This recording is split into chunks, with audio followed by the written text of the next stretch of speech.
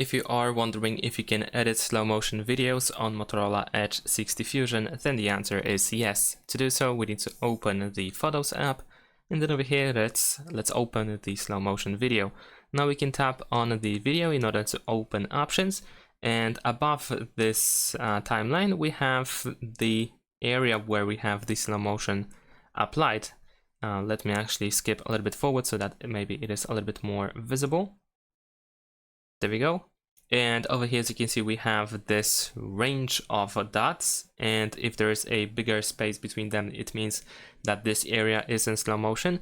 We can grab by these triangles in order to, for example, try to extend the slow motion. I believe so, at least. Let's see if it works.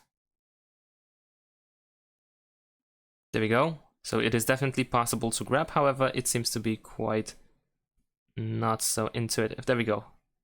So we can adjust the range that we'll be using the slow motion effect.